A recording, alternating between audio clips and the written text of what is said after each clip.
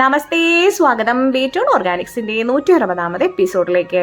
വളരെ നല്ല ഒരു കാഴ്ചയായിട്ടാണെന്ന് വന്നിരിക്കുന്നത് കേട്ടോ. ഈ സുന്ദരിമാരേനെ നിങ്ങൾക്ക് മുമ്പിൽ പരിചയപ്പെടുത്തുമ്പോൾ ഇന്ന് ഓർക്കിഡിനെ പറ്റിയിട്ടാണോ പറയണതെന്നാവും ധാരണ. അല്ല കേട്ടോ.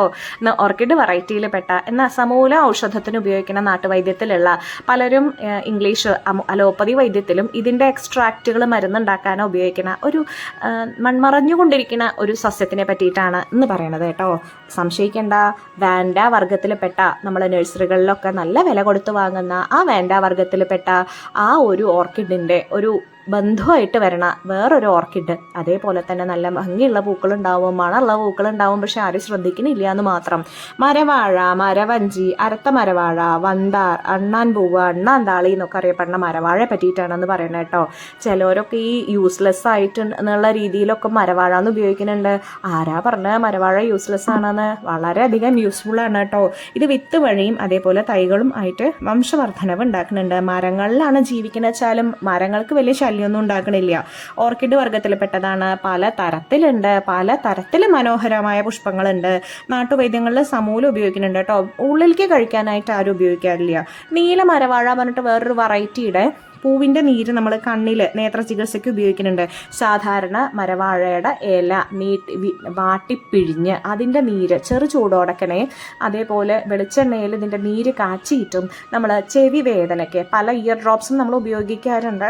ആ ഇയർ ഡ്രോപ്സിനൊക്കെ പകരമായിട്ട് നാട്ടുവൈദ്യത്തിൽ ഉപയോഗിച്ചിട്ടുണ്ടായിരുന്നു കേട്ടോ. പിന്നെ പ്ലാവിലും മാവിലും ഉണ്ടാവണ മരവാഴ പ്രത്യേകം ശ്രദ്ധിക്കുക. പ്ലാവിലും മാവിലും ഉണ്ടാവണ മരവാഴ മൂത്രാശയ രോഗങ്ങൾ, വൃക്കയിലക്കല്ല്, ഉദരരോഗങ്ങൾ, നീർക്കെട്ട്, ചിലതരം ശിരോരോഗങ്ങൾ, ശരീരവേദനയ്ക്കൊക്കെ ഉപയോഗിച്ചിരുന്നു. ഇനി തേക്കിലുണ്ടാവണ മരവാഴേനെയാണ് നമ്മൾ ഫോക്സ് ടെയിൽ എന്ന് പറയുക. കുറുക്കൻ്റെ വാല് പറഞ്ഞിട്ട് നല്ല നീളത്തിൽ നല്ല ഭംഗിയുള്ള പൂക്കൾ ഉണ്ടാവും.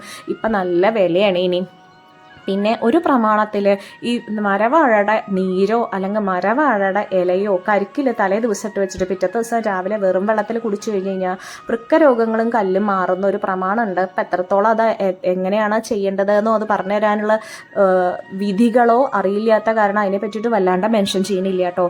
മലേഷ്യൻ നാടുകളിലൊക്കെ ഇത് എല്ലാറ്റിനും ഉപയോഗിക്കുന്നുണ്ട്. മരവാഴയിൽ നിന്ന് വേർതിരിച്ചെടുക്കുന്ന രാസവസ്തുക്കൾ ഈ പുരുഷന്മാരിലെ ഉദ്ധാരണ വൈകല്യങ്ങൾക്ക് ഉപയോഗിക്കുന്നുണ്ട്. ഗ്ലോക്കോമ, തിമിരം, അന്ധത എന്നിവയ്ക്ക് പ്രതിവിധിയായിട്ട് തുള്ളിമരുന്നുണ്ടാക്കുമ്പോൾ ഉപയോഗിക്കുന്നുണ്ട്.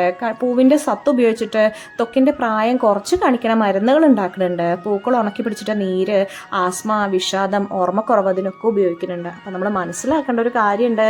മരവാഴ എന്ന് ആരും ഇനി ഉപയോഗശൂന്യമാണ് എന്നുള്ള രീതിയിൽ വിളിക്കേണ്ട. കാരണം മരവാഴയിൽ അസല് ഗുണങ്ങളുണ്ട്. നമ്മൾ കണ്ടു കഴിഞ്ഞ് കഴിഞ്ഞാൽ എവിടെയെങ്കിലും ഉണ്ടെങ്കിൽ സംരക്ഷിക്കാൻ ശ്രമിക്കുക.